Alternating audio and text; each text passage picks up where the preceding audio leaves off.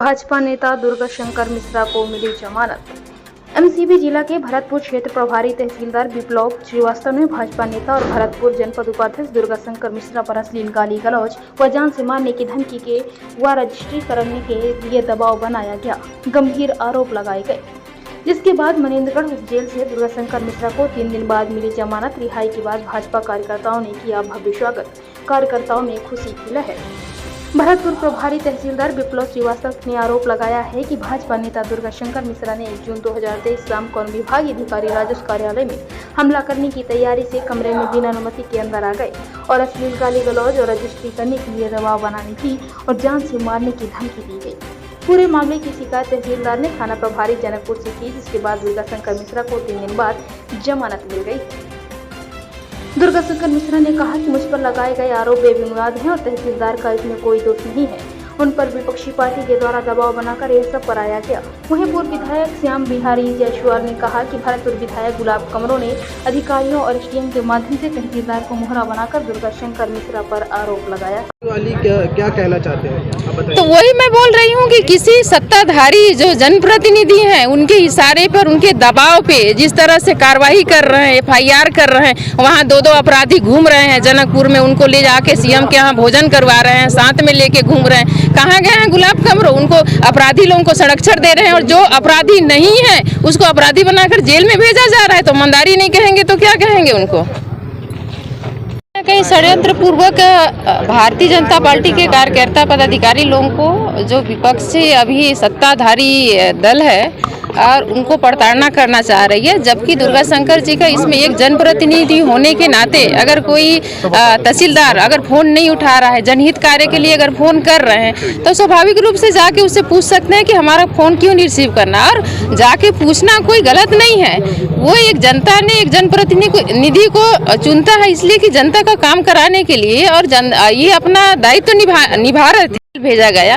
और हमारी भारतीय जनता पार्टी पूरी इनके साथ में है और जहां तक हो सके मुझे लगता है कि इनका षड्यंत्र कामयाब नहीं हुआ है और आने वाले में भी इस तरह से हम लोग इनका षड्यंत्र को ध्वस्त करेंगे, क्योंकि हम जनता के लिए जीते हैं, जनता के लिए सेवा करते हैं और हमेशा जिस तरह से जनकपुर क्षेत्र के दुर्गा भैया सेवा करते हैं और सेवा करते रहेंगे और जनता इनके साथ में है।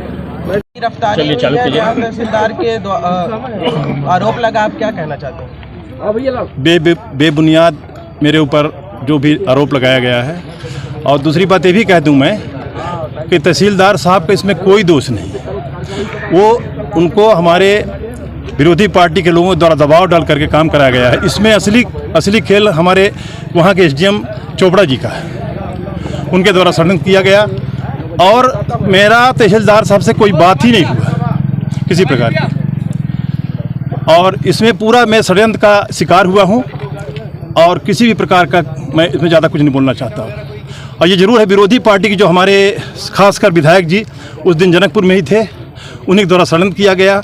यहाँ भी मुझे माने जेल के अंदर कुछ लोग बंद हैं, उनके भी भाई लोग बंद हैं, तो वो बता रहे थे भैया आपके साथ किल्हारी के लोग थे और पटेल परिवार के। वो बोले कि हमारे मिश्रा जी की तरफ की ओर बहुत ज़बरदस्त षड्यंत्र हुआ है। कांग्रेसी बोल रहे थे मेरे से, उनके रिश्तेदार जो कुछ लोग बंद हैं यहाँ, वो बोल रहे थे। तहसीलदार का आरोप था कि आपके रजिस्ट्री करने का आरोप लगा रहे थे। मैं बता रहा हूँ कि मैं रजिस्ट्री के लिए एक शब्द बात नहीं किया हूँ। मैं तहसीलदार साहब से ये बात जरूर बात किया। तहसीलदार साहब मेरा फ़ोन नहीं उठाए, मैं गया के बात किया उनसे, मैं बोला सर फ़ोन नहीं उठाए, तो कहते हैं हु आर यू, इतना बोले। इतने में एसडीएम साहब कहते चलो इनका एफआईआर कराते हैं। मैं एसडीएम साहब से बोला साहब मैं इसलिए आया हूँ, रजिस्ट्री के लिए नहीं आया हूँ। उसी दिन एक खान परिवार के लड़का था रामगढ़ में, उसका बिना नोटिस के बाउंड्री गिरा दिया गया, उसी के लिए फ़ोन लगाया था मैं। और साथ में ये भी बोला मैं एसडीएम साहब से, साहब आप शासकीय कर्मचारियों के परिवार के लोगों को, शासकीय कर्मचारियों को पट्टा दे रहे हैं वन अधिकार का, ये गलत है। इतनी बात हुई, इसके अलावा कोई बात नहीं हुई। अब मुझको ये भी नहीं मालूम कि मेरा तहसीलदार से झगड़ा हुआ है, मेरे खिलाफ एफआईआर होगा। अब मैं बिलासपुर चला गया, 2 तारीख को लौट के आया तो मेरे खिलाफ में मेरे भतीजे बताए कि आप खिलाफ एफआईआर हो गया है। कई लोग मेरे से बोले फरार हो जाओ, मगर फरार क्यों, मैं कुछ मेरा हुए नहीं, क्यों फरार हुए मैं? इतनी घटना है, कोई बड़ी भारी घटना है। इसको क्या है कि लोग अपना राजनीतिक मुद्दा बनाए, बस इतनी है, कोई बात नहीं है। और हम ये बोलेंगे कि यहाँ हमारे जितने भी हमारे अध्यक्ष जी, हमारे श्याम बिहारी भैया, चंपा दीदी तो हमारे 3 दिन गई नहीं, हमारे डेली मिलने आती थी। जितनी प्रशंसा करें कम है। और यहाँ के कार्यकर्ता हमारे पूरे लोग जिस प्रकार मैं लगता था अंदर हूँ, ये सब पूरे कार्यकर्ता मेरे अंदर हैं, इस टाइप लग रहा था। और कि मैंने चंपा दीदी की जितनी प्रशंसा करूँ कम है। मेरे को 3 दिन लगातार साथ दी, हमारे भैया दिए और श्याम बिहारी भैया, मैंने पूरे एक कार्यकर्ता, नाम जिसका नहीं ले पा रहा हूँ ये मत सोचिए कि कोई नहीं किया, हर कोई किए। हमारे दोनों महामंत्री किए, हमारे वो किए, विवेक अग्रवाल बेचारा तो माने चैन से बैठे नहीं, पटवा जी एकदम मैंने घर छोड़ दिए थे मेरे लिए। मैंने शब्द नहीं है मैं किसका नाम लूँ, हर कोई मेरे को मैंने पूरे बिना कार्यकर्ताओं के दम पे मेरे को आज जो आप यहाँ पर मेरे से वो ले रहे हैं, मेरा साक्षात्कार ले रहे हैं, वही बात है। मैं बता रहा हूँ एकदम निर्दोष हूँ, कोई किसी प्रकार का कोई केस नहीं है।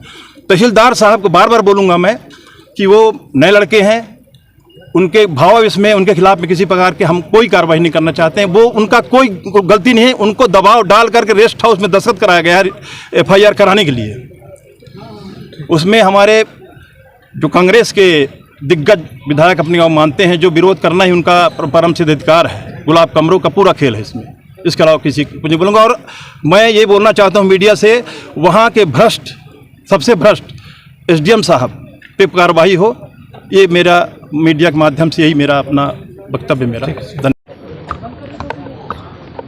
भाजपा नेता की गिरफ्तारी हुई थी, तहसीलदार का आरोप है कि जबरदस्ती रजिस्ट्री करने का दबाव बनाया जा रहा था, क्या कहेंगे? देखिए, ये पूरा छत्तीसगढ़ जानता है इनके जो कृत्य हैं कांग्रेस सरकार के अब चरम स्थिति पर हैं। और इन्होंने एक बड़ा सोचा समझा साजिश के तहत हमारे भारतीय जनता पार्टी की जिला उपाध्यक्ष और जनपद पंचायत के उपाध्यक्ष, जिन्होंने जनता के कार्य के लिए तहसीलदार से बात किया। ये लोकतंत्र में हर जनप्रतिनिधि को अधिकार है कि जो प्रशासनिक अधिकारी हैं उनसे बात कर सकता है और क्षेत्र के लोगों के लिए बात कर सकता है।